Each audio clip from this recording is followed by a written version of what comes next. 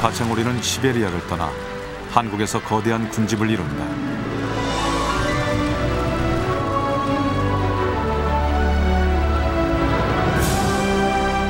작은 날개짓이 모여 천둥 소리를 만들고 수십만의 무리는 온 하늘을 덮는다.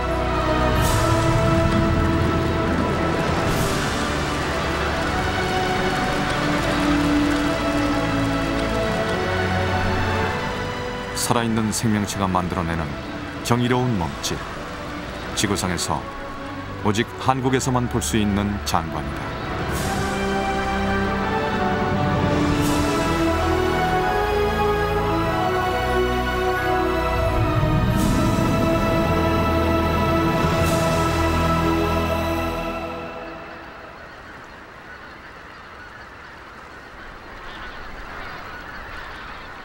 겨울을 나기 위해 시베리아 대륙을 건너온 가창오리들이 합류하는 곳. 2000년 가을, 천수만의 호수에서 가창오리를 처음 만났다.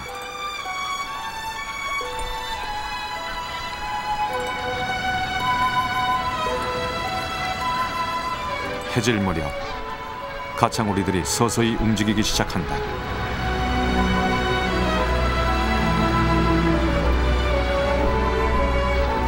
작은 무리로 시작된 비행은 해가 서산을 완전히 넘어가면서 거대한 군무가 된다.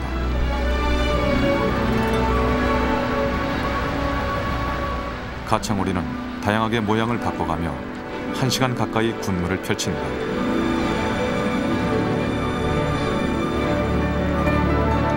수십만 마리의 새가 움직이는데 충돌하지 않는 질서 또한 경이롭다.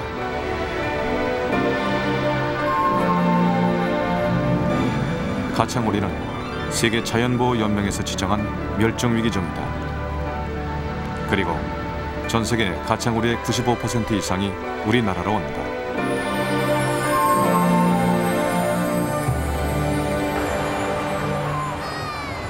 세계에서 오직 한국에서만 볼 수 있는 장관을 보기 위해 사람들도 이곳을 찾는다.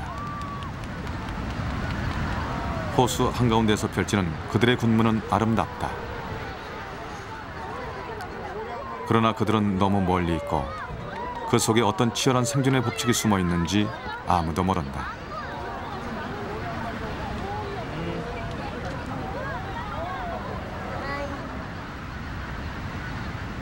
가창오리들이 해질 무렵에 펼치는 군무는 먹이터를 찾아가기 위한 것이다.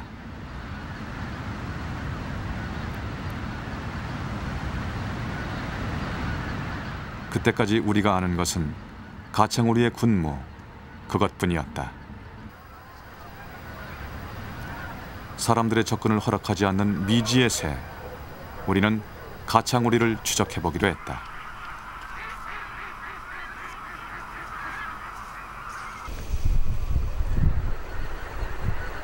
오랜 관찰과 기다림 끝에 우리는 밤에 먹이를 먹는 가창오리들의 모습을 포착했다. 워낙 경계심이 강한 녀석들이라 적외선 카메라로 촬영했다. 불빛 하나 없는 어둠 속에서 가창오리는 부리의 예민한 감각으로 먹이를 찾는다. 추수 후 바닥에 떨어진 벼의 나달들이 녀석들의 겨울 식량이다. 그동안 가창오리의 생태가 잘 알려지지 않았던 것은 밤에 움직이는 습성 때문이며 사람이나 천적의 접근에 무척 민감하기 때문이다. 돌아가며 경계를 하던 가창오리들이 일제히 한 곳을 주시한다.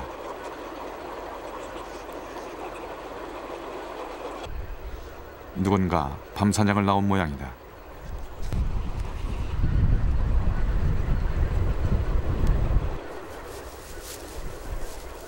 너구리 역시 가창오리처럼 야행성이다. 어둠 속에서 너구리는 후각과 청각을 이용한다.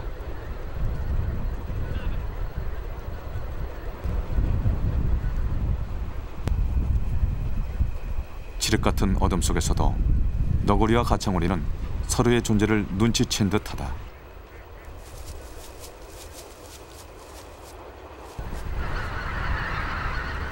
가창오리들은 더 안전한 먹이터를 찾아 떠난다.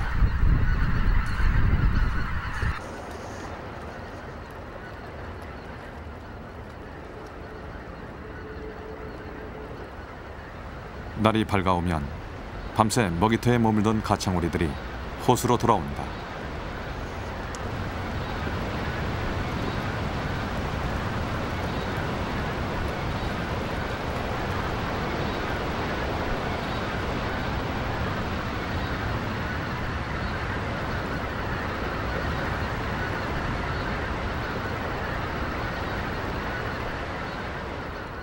가창오리는 낮엔 호수에서 쉬면서 에너지를 보존한다.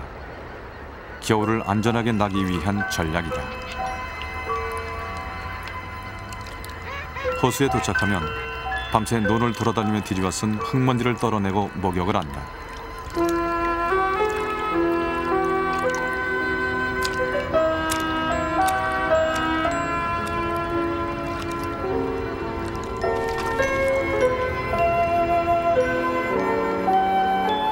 얼굴에 노란색과 녹색, 검은색이 어우러진 태극무늬가 있는 녀석이 수컷이다.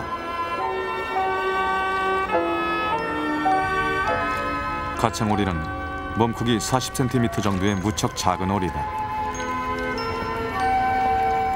넓은 호수는 육상동물의 접근을 막고 천적 감시를 위한 시야를 확보할 수 있다. 겁이 많은 가창오리는 어두운 밤에만 활동을 하고 날이 밝으면 호수 한가운데로 피한다.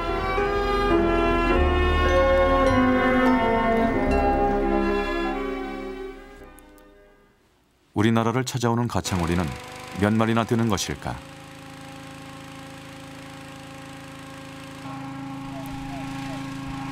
우리는 전문가들과 함께 가창오리에 대한 연구를 시작했다.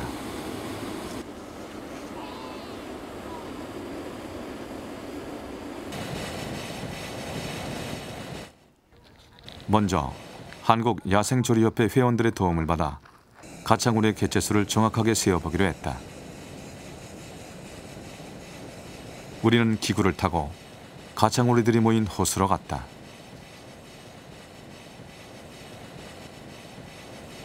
호수에서 쉬고 있는 가창오리를 고화질 카메라로 촬영을 했다. 사진을 확대한 뒤 점을 찍어가며 개체수를 세어볼 계획이다. 사진을 출력해보니 해상도가 따라주질 못한다. 무엇보다 촬영한 사진을 확대해도 셀 수 없을 정도로 가창오리의 수는 많다.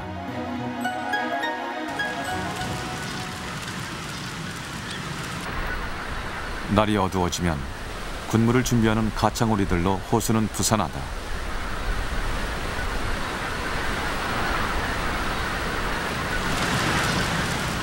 가창오리는 날씨가 흐린 날이면 평상시보다 일찍 비상한다. 관찰 결과 먹이터로 가기 위한 군무의 시작 시각은 빛의 밝기에 따라 결정되는 듯하다.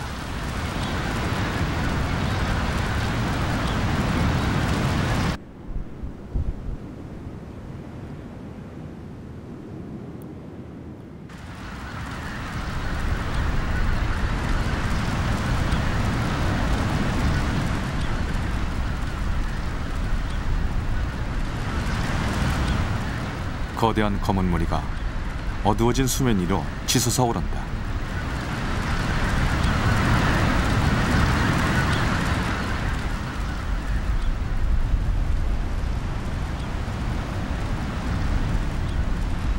가창오리의 군무는 장소에 따라 무리의 크기에 따라 그 모습이나 느낌이 조금씩 달라지는 듯하다.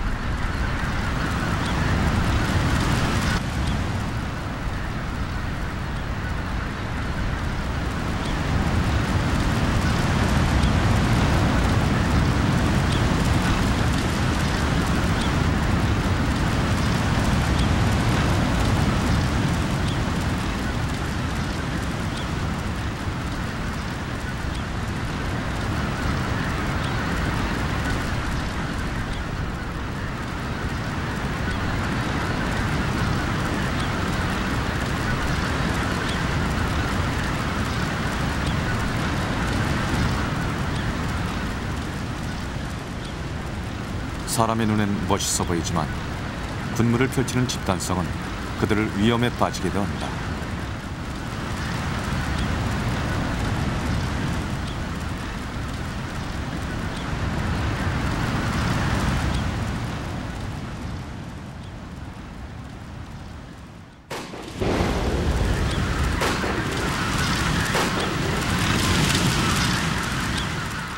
무리를 짓게 되면 사냥을 하는 인간에게 손쉬운 표적이 된다. 1947년 일본에서는 3명의 사냥꾼이 5만여 마리 이상의 가창오리를 포획했다. 1950년대 러시아 남부 지역에 사냥꾼이 증가한 건 역시 가창오리 개체수를 급속히 감소시켰다. 집단화는 전염병이 발생했을 때 더 무서운 결과를 낳는다. 2000년 10월 철새들의 집단 폐사 소식을 듣고 천수만을 찾았다.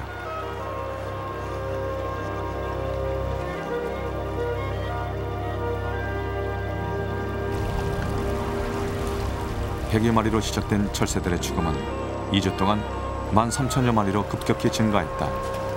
원인은 가금 콜레라였다. 집단 폐쇄한 철새의 90%는 가창오리였다. 무리가 크고 밀집해 있는 만큼 희생도 컸다.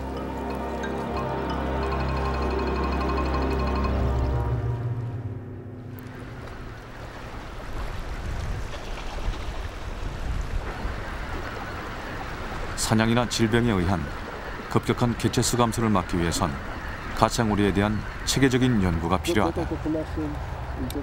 우리는 세계 최초로 가창오리에게 인공위성을 이용한 추적 장치를 달기로 했다. 러시아의 조리학자들과 국내의 연구진이 여기에 동참했다.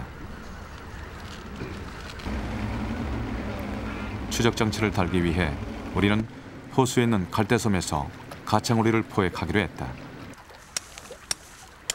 가창오리는 2월쯤 이 갈대섬에 있는 금강호에 머문다. 국립환경과학원의 협조를 받아 갈대섬에 캐논넷을 설치했다. 폭약을 이용해 넓은 범위로 그물을 발사하는 장치다. 우리가 잠복할 위장막도 설치했다.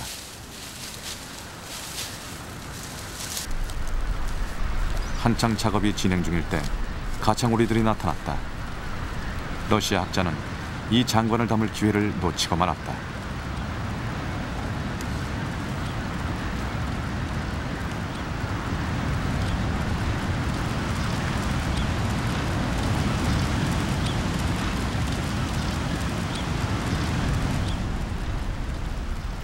모든 준비가 끝난 뒤 우리는 잠복에 들어갔다.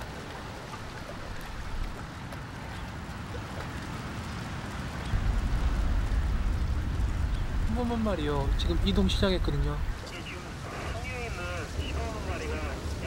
섬 안팎에서 가창오리들의 움직임을 주시하며 정보를 주고받는다. 적절한 때를 잡기 위해서다. 지금 어느 쪽에 있던 무리가 지금 들어오는 거죠? 상류에 있던 가장 큰 물이죠. 지금 큰 물이 이동이니까요. 지금 섬 뒤쪽에 있는 새 일부도 같이 떴는데 합쳐진 것 같아요. 예, 합쳐졌네요. 강 뒤쪽하고 상류에 있는 큰 무리하고 합쳐서 같이 날고 있네요. 아, 지금 우리 뒤쪽에서 지금 날아 들어오는 소리가 들립니다. 좀 기다려보죠.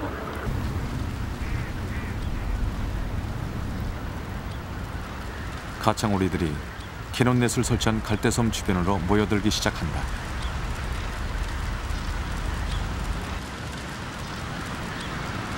가창오리의 대부분은 호수에 머물지만 섬 가까이로 오는 녀석들이 있다.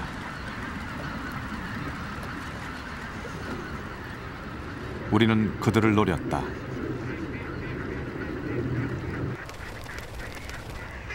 몇 마리가 섬 위로 올라온다. 캐논넷 바로 앞이다. 준비. 안에 들어있네. 지금 계속 있어요. 네? 준비. 됐어.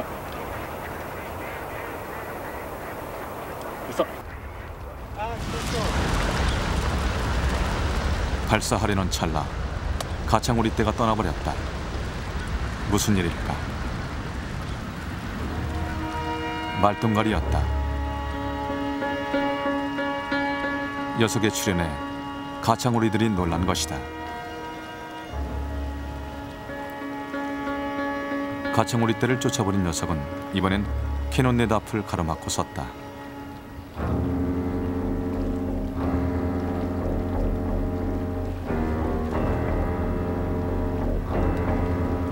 캐논의 주위를 유심히 살피는 말똥가리.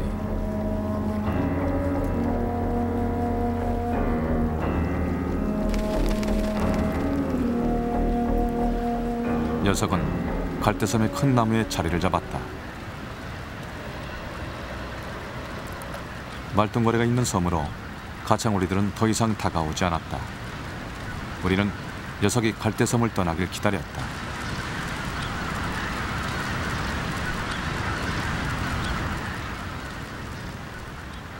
그러나 말똥가리는 탈진해서 죽은 오리를 물고 와 캐논넷 앞에서 먹었다.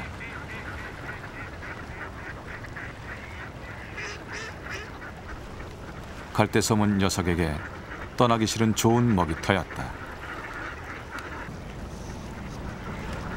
동료가 말똥거리에게 먹히는 동안 가창오리들은 짧은 평화를 얻었다.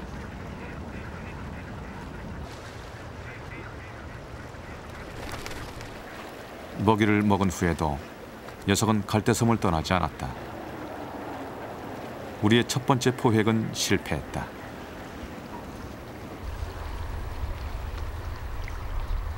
переломается. Крылья переломаются. Вон, видишь? 플라이.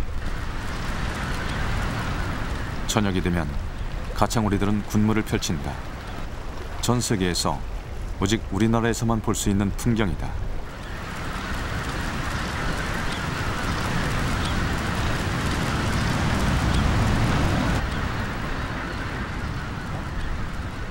(10년이) 넘게 가창오리를 연구한 러시아 학자들도 처음 보는 장관에 놀란다.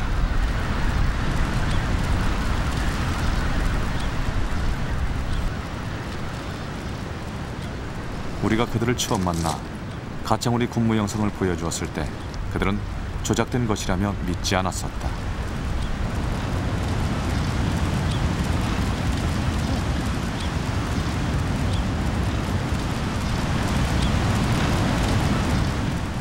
포획은 실패했지만 그들은 아름다운 군무를 가슴에 담고 돌아갔다.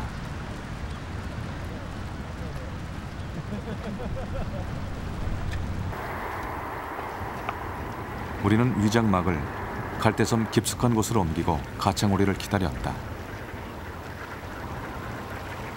가창오리가 다시 사정거리 안에 들어왔다.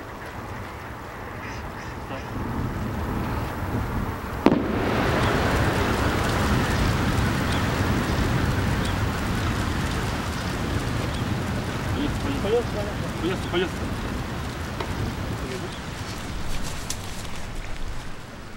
두 마리가 잡혔다.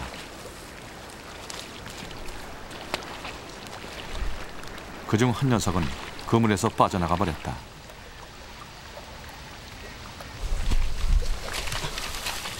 포획된 가창오리는 겨우 한 마리. 얘는 제대로 걸렸는데. 부리 옆에 흰 반점이 선명한 가창오리 암컷이다.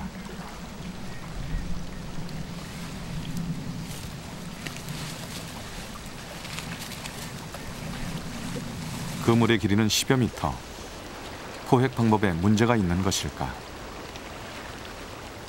가창오리와 같은 수면성 오리는 잠수를 거의 하지 않는 것으로 알려져 있다.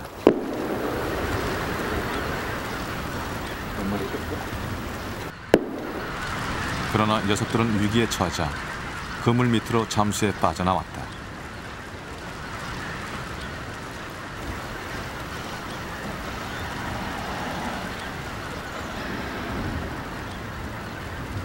물에서는 가창오리를 잡을 수 없었다. 우리는 갈대섬에서의 포획을 중단했다. 담소 중간에 있다가 예. 도비산 제방향으로 처음에 그해 가을 포획 장소를 무트로 옮겼다. 우리는 오랜 관찰을 통해 가창오리의 먹이 활동의 양상을 파악했다.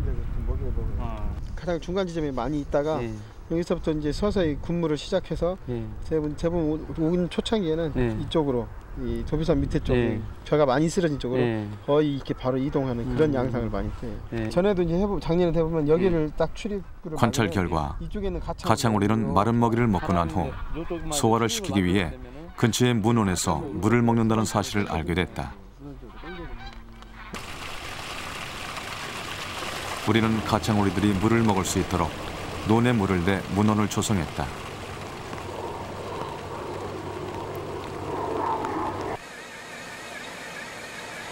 그리고 문원 근처에 마른 벽실을 뿌렸다.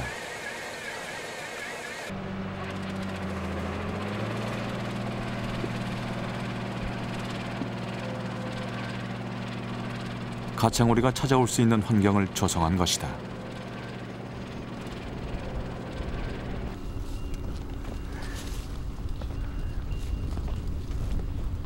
문원에 캐논넷을 설치했다.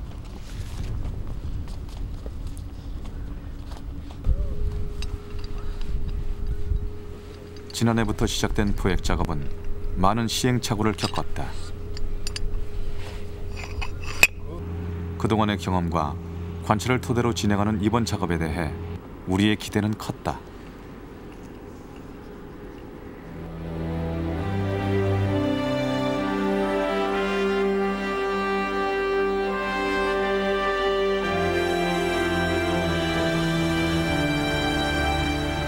먹이터를 찾아가는 가창오리의 군무가 시작된다.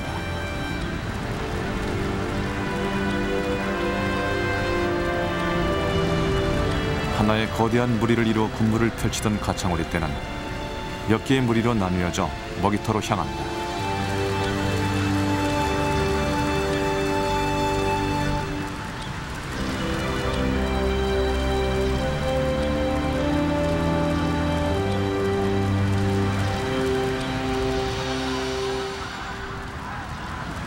밤 10시, 우리가 기다리는 문원으로 가창오리들이 왔다.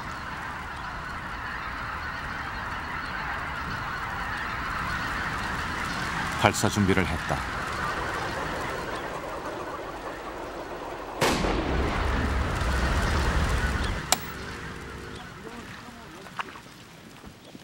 포획은 성공적이었다. 그래. 조심스럽게 그물 속에서 꺼낸 가창오리는 10마리가 이 넘었다. 녀석 봐라 이거. 두 마리 타지. 우리의 예상이 적중한 것이다. 잘 받아, 잘 받아.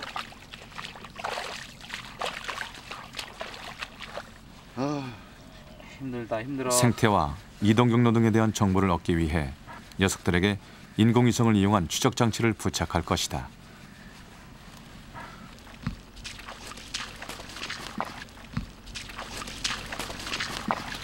세팅이 딱 햇볕 지금 포획한 가창오리들의 몸무게와 각 부위를 측정했다. 부리가 38.383, 부척 29.08. 거기 한번 저기 좀 해달라고. 지금까지 알려진 것보다 몸무게가 100g 정도 더 나갔다. 건강 상태도 살폈다. 기생충 때문에 고생하는 녀석도 있었다. 여기 있다. 저기가 깃털 갉아먹는 거잖아요, 이게. 표충. 그래.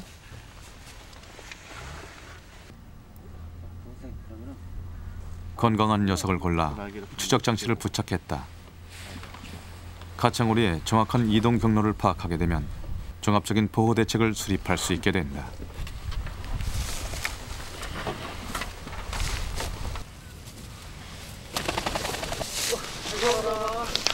이 추적 장치는 가창오리에 대한 수수께끼를 풀어줄 것이다.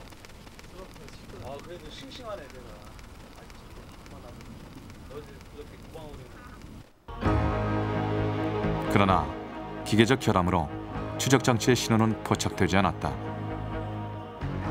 가창오리의 이동 경로에 대한 연구는 앞으로 계속 풀어가야 할 과제로 남았다.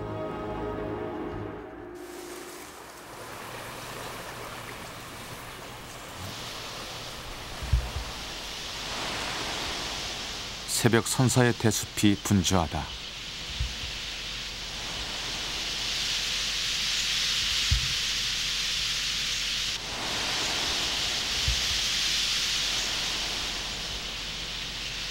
날이 밝으면 대숲에서 잠을 자던 돼새들이 먹이터로 향한다.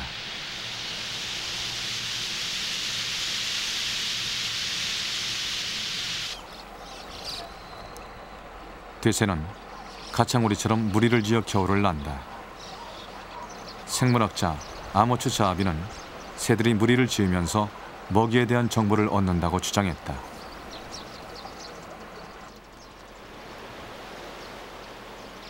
대새는 번식기엔 단백질이 풍부한 벌레를 먹지만 에너지가 많이 필요한 겨울철엔 열량이 높은 씨앗류를 먹는다.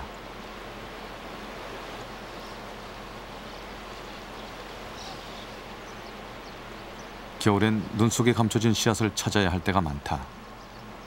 여럿이 다니면 혼자일 때보다 쉽게 찾을 수 있고 추운 겨울 혼자 먹이를 찾는 데 따르는 위험도 줄일 수 있다.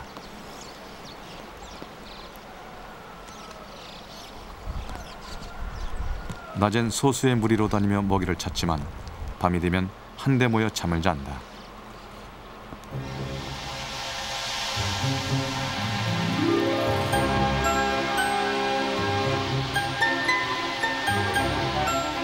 오후 5시가 지나면 대새는 군무를 펼친다.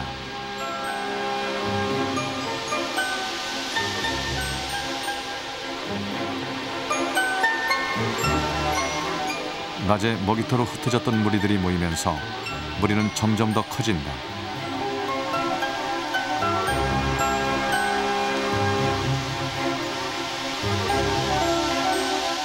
이렇게 많은 무리가 모인 것은 10년 만이라고 한다. 가창우리의 군무가 먹이터로 가기 위한 것이라면 대새의 군무는 잠자리로 가기 위한 것이다. 대새는 천적을 피하기 위해 대숲에 모여 잠을 잔다. 가창우리들이 무리를 지어 겨울을 나는 건 어떤 이유에서일까?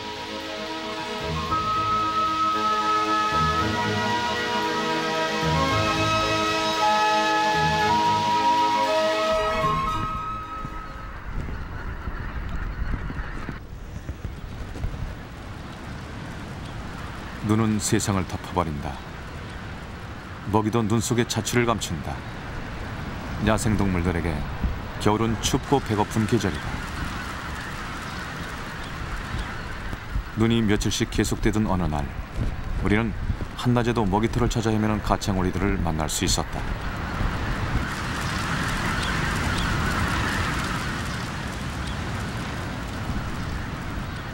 녀석들은 어디에도 내려앉지 못하고 계속 방황한다.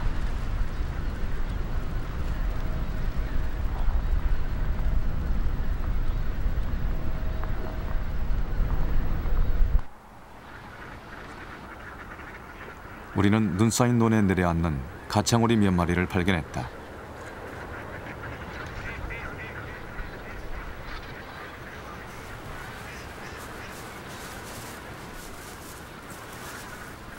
밤에 먹이터를 찾는 무리에 비해 무척 적은 수였다. 며칠 굶은 것처럼 녀석들은 정신없이 먹이를 먹는다.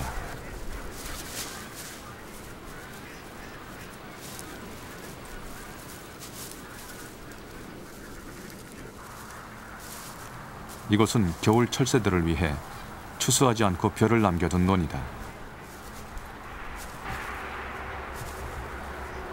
녀석들은 용케 눈에 숨겨진 훌륭한 먹이터를 찾아낸 것이다.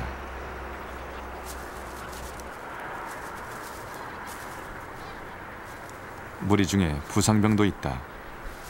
혹독한 겨울, 부상은 생명을 위협한다.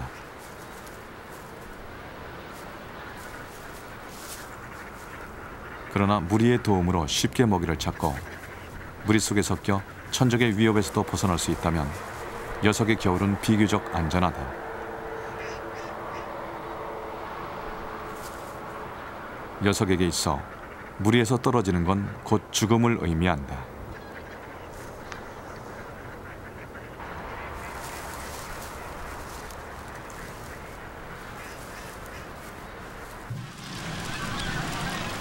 논 곳곳에 흩어져 먹이를 먹던 가창우리들이 한 곳으로 모여든다. 우리는 한낮에 논에 나타난 그들이 먹이터의 정보를 전하는 정찰대가 아닐까 하는 추측을 했다. 그리고 그들이 다녀간 눈밭에서 저녁까지 기다렸다.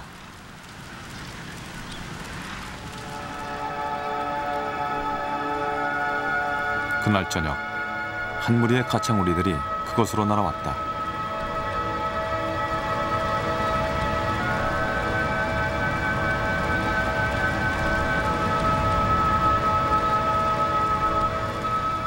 낮에 다녀간 소수의 무리가 이들을 이끌고 왔을 거라 추정했다.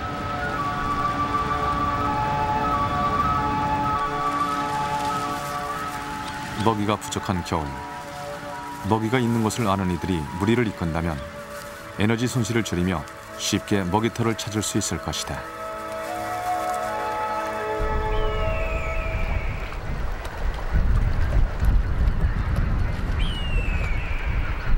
새들이 무리를 짓는 이유 중 하나는 안전 때문이다.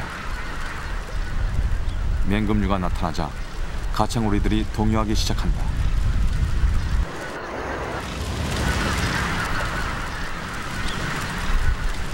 허리에 흰띠를 두른 잿빛 개구리 매. 맹금류지만 가창오리를 직접 사냥하진 못한다. 그러나 녀석은 가창오리의 약점을 잘 알고 있다. 겁이 많은 가창오리는 맹금류가 나타나기만 해도 놀라 날아오르며 에너지를 소비한다.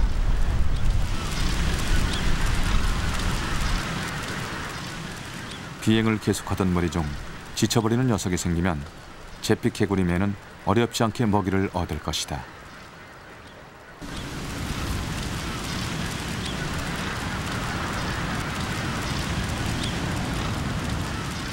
무리가 많을수록 자신이 천적에게 먹힐 확률은 낮아지는 법이다.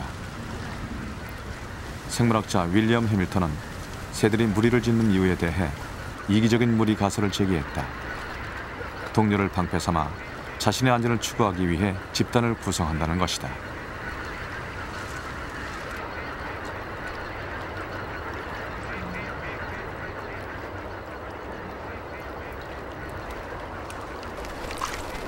한낮에 호수에서 쉬는 가창오리들을 관찰해보면 무리의 바깥쪽에 있는 녀석들이 무리의 중앙으로 자리를 옮기는 모습이 많이 보인다.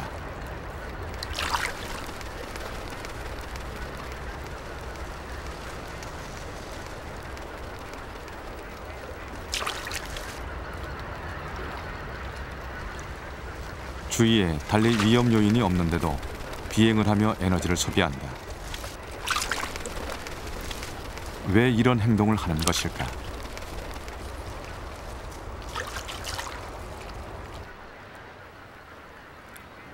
가창오리의 가장 무서운 천적인 매를 통해 그 답을 얻을 수 있었다.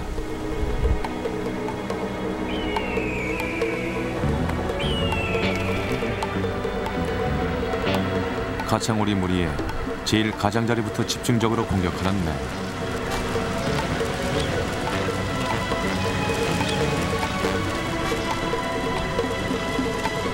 무리의 가장자리에 있는 것이 제일 위험하다.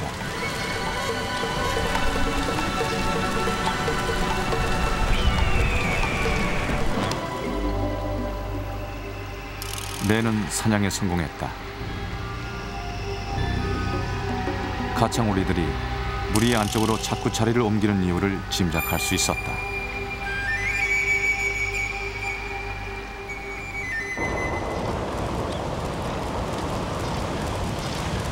호수에서 쉬고 있는 무리들에 뒤늦게 합류하는 녀석들도 무리의 중앙을 파고든다.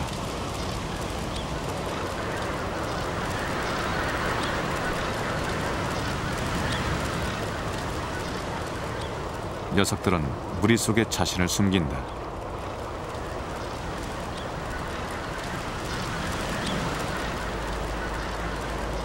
나의 안전을 위해 동료를 이용하는 것이다.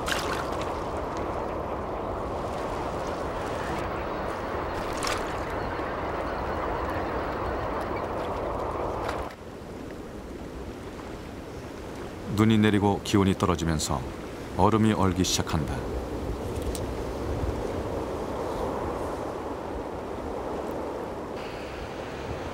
호수가 꽁꽁 얼어붙었다. 흰뺨 검둥오리와 같은 수면성 오리들은 주로 무리에서 휴식을 취한다. 얼음 위를 걷는 일은 녀석들에게 익숙하지 않다. 흰뺨 검둥오리 뒤로 가창오리의 큰 무리가 보인다.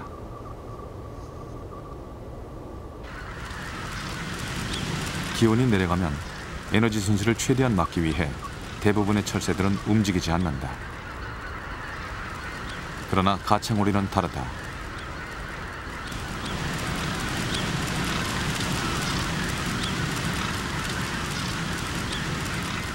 얼어붙은 호수 위로 계속 날아드는 가창오리들. 잠시 후 우리의 눈앞에 놀라운 광경이 펼쳐졌다.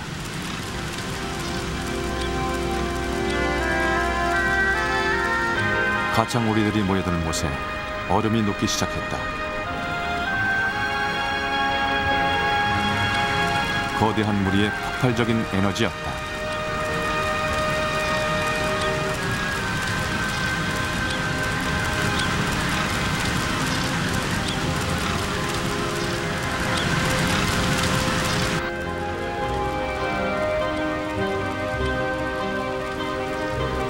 얼음 위에서는 급하게 날아오르지도 물속으로 숨지도 못한다. 가창오리들은 얼음을 녹여 안전한 수면을 확보하려는 것이다. 가창오리는 무리를 이루면서 동료를 이용해 자신을 보호한다. 그러나 힘을 모아 모두의 안전을 도모하기도 한다.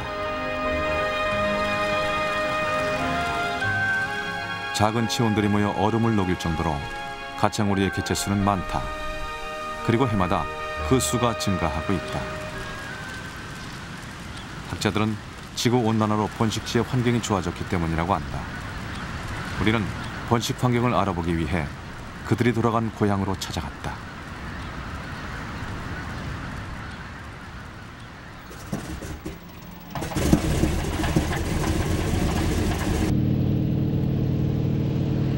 가창오리는 러시아 북동 지역에서 번식한다. 우리의 목적지는 레나강. 비행기로 레나강 상류까지 이동했다.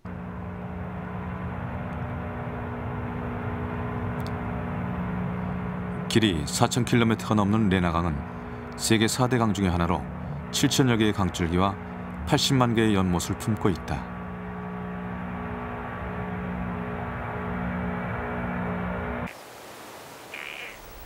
우리는 레나강의 강줄기 중 가능성이 가장 큰 곳을 택해 탐사하기로 했다.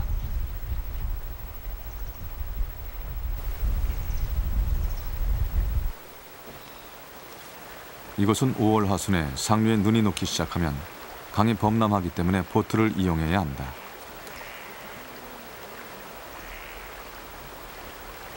러시아와 국내 조류 전문가들이 이번 탐사를 위해 모였다.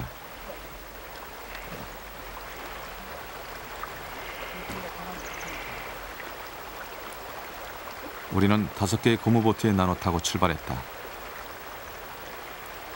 한 달간의 긴 여정이 시작된 것이다.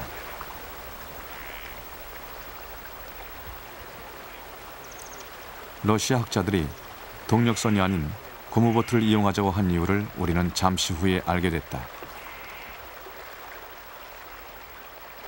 강의 곳곳엔 나무들이 쓰러져 물길을 막고 있다. 그러니까 이 위로에서 그냥 쭉 다시 짐 다 옮겨야지.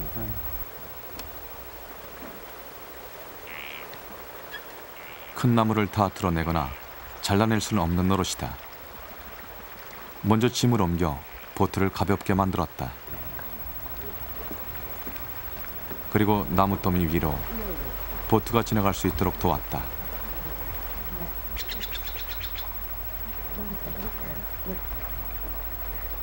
다섯 대의 보트를 이렇게 옮겨야 했다.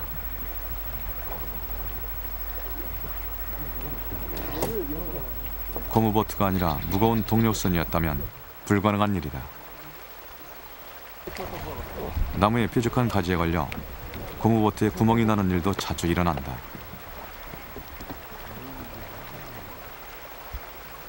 그때마다 일일이 보트를 수리해야 했다. 우리는 탐사 내내 이런 과정을 계속 반복했다. 이 많은 나무들은 어디서 온 것일까? 이곳의 지층은 땅속 깊은 곳까지 얼어있는 영구 동토층이다. 땅의 제일 위에는 나무가 뿌리를 내리고 있는 토양층이 있다.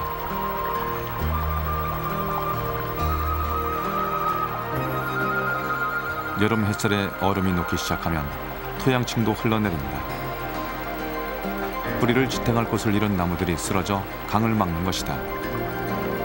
7월의 한여름에도 동토의 얼음은 계속 녹고 있었다.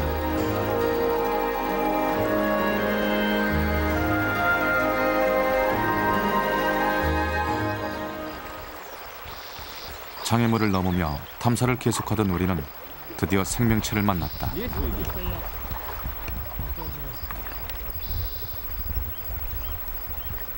새끼 청둥오리다. 어미는 도망갔는지 보이지 않았다. 이 시기에 새들은 잘 날지 못한다.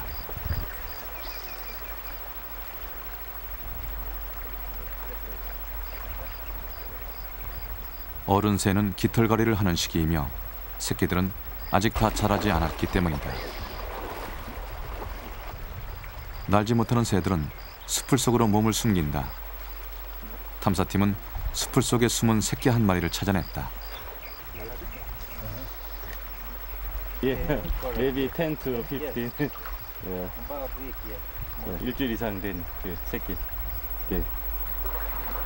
청둥오리 새끼거든. 날개는 뭐 아직 거의 지금 발달 안 해갖고 아직 이제 날 수는 없는 상태고, 빨리 자라야지 이제 날 수 있을 때 이제 남쪽으로 내려가는 거죠. 여름이 지나면 녀석은 월동지로 향하는 생애 첫 여행을 떠나야 한다. 우리나라에서 만나게 될지도 모를 일이다.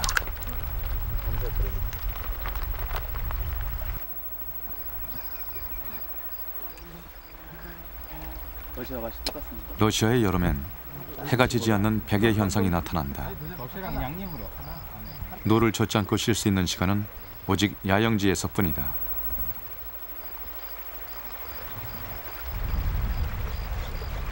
탐사를 시작한 지 보름이 넘었다. 우리는 하루도 쉬지 않고 노를 저었다. 비가 내리기 시작한다. 어쩔 수 없이 노 젓는 것을 중단했다.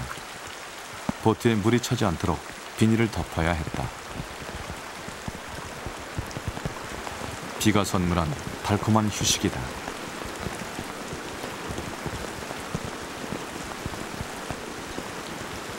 보름 동안 우리는 400km 넘게 이동했다. 서울에서 부산까지의 거리를 노를 저어 간 셈이다.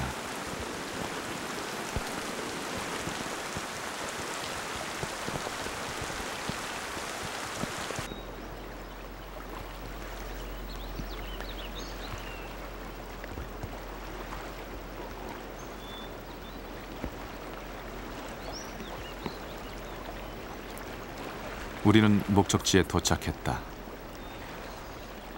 Как я смотрюсь? Коля, как я смотрюсь?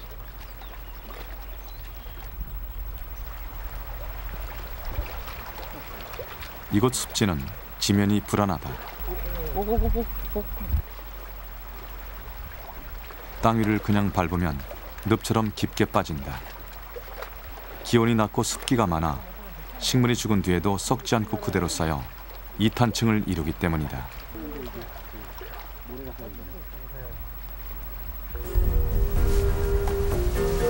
가창오리를 찾기 위해 걸어서 주변의 습지를 탐사했다.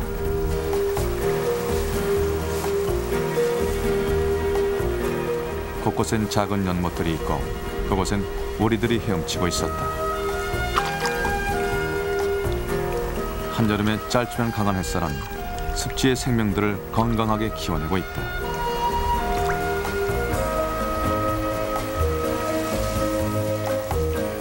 빽빽이 자란 숲은 계속 시야를 가로막았다.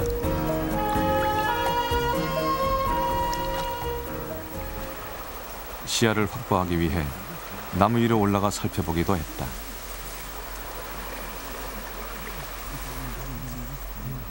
러시아 학자는 나무 위에서 본 연못의 위치를 그림을 그려가며 설명했다.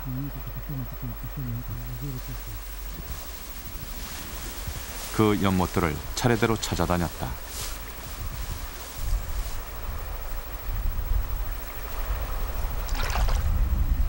우거진 숲풀은 새들과 새들의 서식지를 숨겨주었다. 탐사대가 가창오리를 찾는 건 그래서 더욱 어려웠다. 탐사대를 가장 괴롭힌 건 모기였다.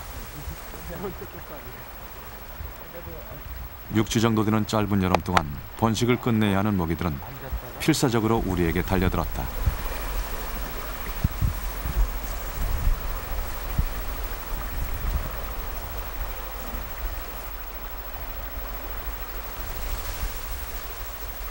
우리도 모기를 막기 위해 안간힘을 다했다.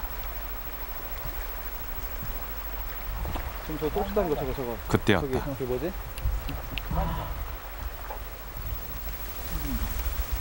탐사들을 피해 멀리 도망가 버리는 새 한 마리.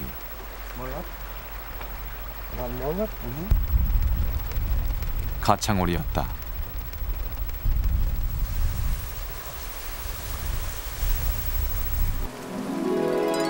날개 깃에 선명한 검은 줄과 흰 줄. 특히 부리 옆에 있는 흰 반점은 가창오리 암컷이 지닌 특징이다.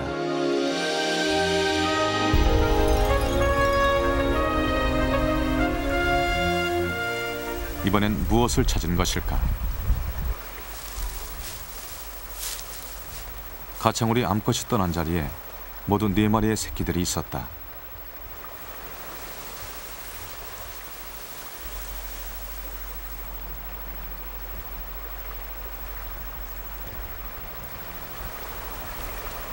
우리는 조심스럽게 접근해서 관찰했다.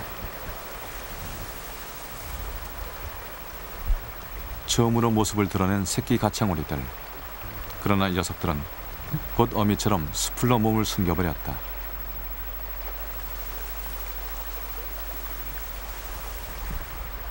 가창오리들과의 만남은 너무나 짧았다. 탐사 기간 동안 가창오리를 본 것은 암컷 2마리와 새끼 4마리가 전부였다.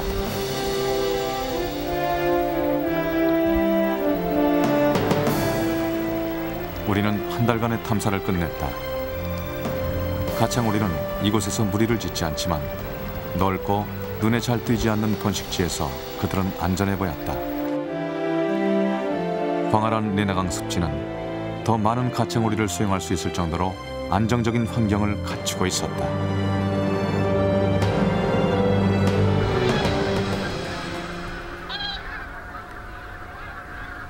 천수만의 가을이 왔다.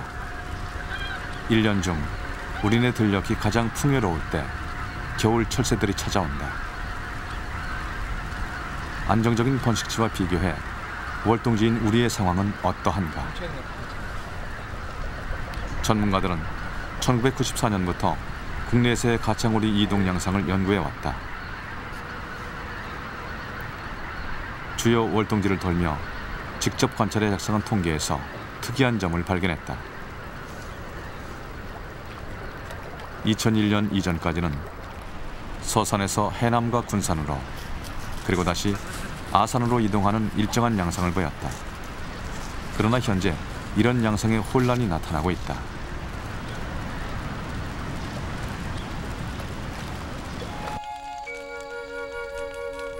몇 년 전까지 농촌에서는 가을 거지가 끝난 후 병해충을 막기 위해 볏짚을 태웠다. 새들은 먹이를 잃었고 들판에 날리는 연기에 놀라 불안한 비행을 계속했다.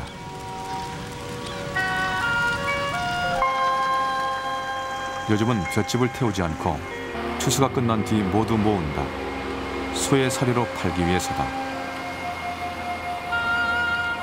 이것이 더 큰 문제다. 쓸모가 없었던 볏짚은 농가의 부수입원이 됐지만 가창오리는 먹이 부족에 시달리고 있다. 가창오리의 개체수는 점점 더 늘어나고 있지만 겨울철 먹이는 오히려 감소하고 있다.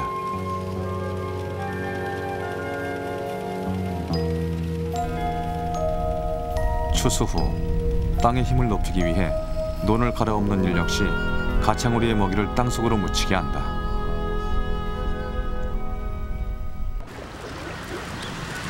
늘어나는 어로 행위도 가창오리의 안정적인 활동을 방해한다. 잦은 비상은 많은 에너지 소비를 가져온다. 휴식 방해와 먹이 부족으로 가창오리의 활동 상황은 날로 악화되고 있다.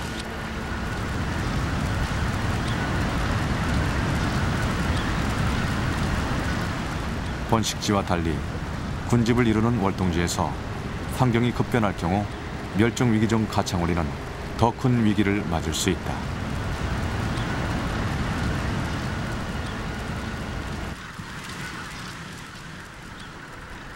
(2005년) 초 우리는 그동안 볼 수 없었던 모습을 목격했다.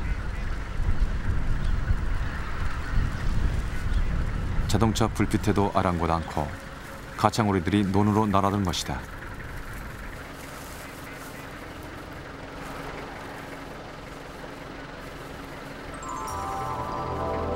조명을 켜도 도망가지 않았다.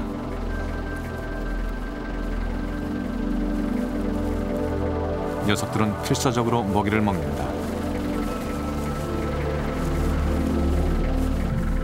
번식지로 떠나기 전 충분한 먹이 섭취가 필요한 시기지만 대부분 논을 갈아엎은 뒤라 먹이가 부족하다. 녀석들은 불빛과 사람을 두려워하면서도 날아가지 않았다. 배고픔이 더 큰 두려움이다.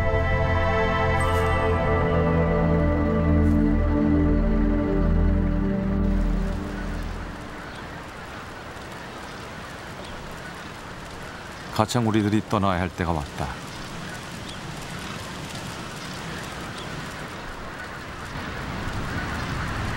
(2005년) 봄 가창오리 무리를 발견한 곳은 충남 아산의 삽교호.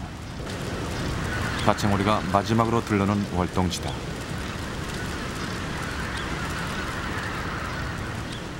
녀석들은 인근의 문원으로 날아와 먼 길을 떠나기 전 최종 점검을 한다.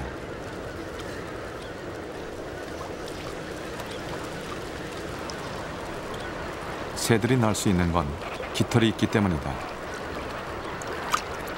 번식지까지 무사히 도착하기 위해선 깃털을 꼼꼼히 손질해 두어야 한다.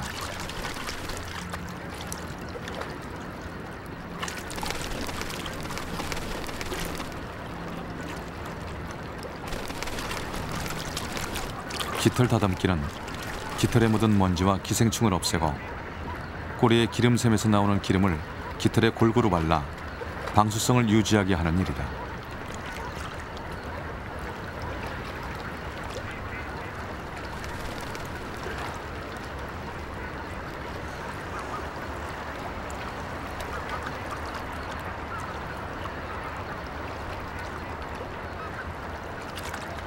깃털 정비가 끝난 가창오리들은 먹이를 먹거나 논둑 위에서 쉬면서 에너지를 충전한다.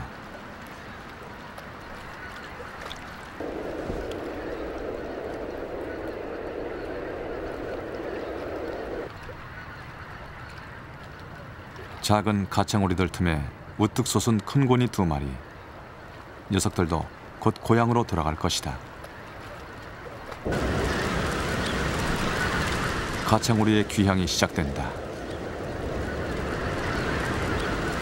직선 거리로도 4,000km 정도 되는 머나먼 길이다. 이 거대한 무리의 장엄한 여정은 5월 말쯤 러시아 툰드라 지역에서 끝이 난다.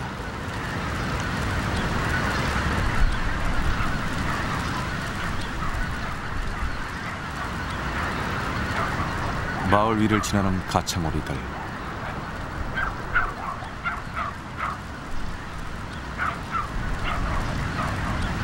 사람들은 이 수많은 새떼가 머리 위를 지나는 것을 모르는 것일까?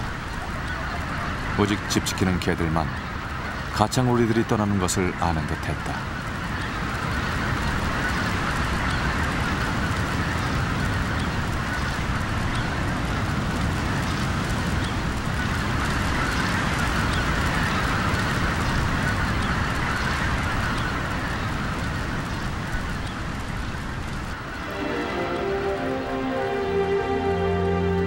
처음 만났을 때 가창오리는 먼 곳에 있었다. 그러나 시간이 흐르는 동안 점점 더 가까이 오고 있다. 노을진 호수가 아닌 사람이 사는 불빛을 배경으로 펼쳐지는 군문은 위태로워 보였다.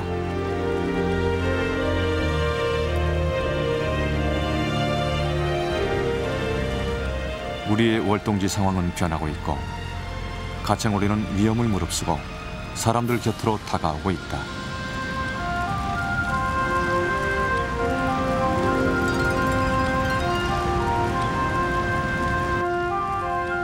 가창오리는 생존을 위해 월동지를 옮겨왔다.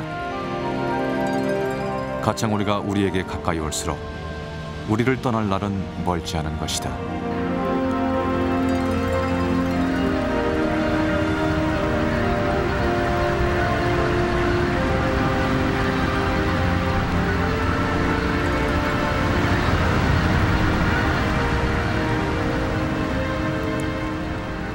지난 봄 이 길을 떠난 것처럼 가창오리들은 지금쯤 우리나라로 이어지는 하늘길 어딘가에서 고단한 날개짓을 계속하고 있을 것이다.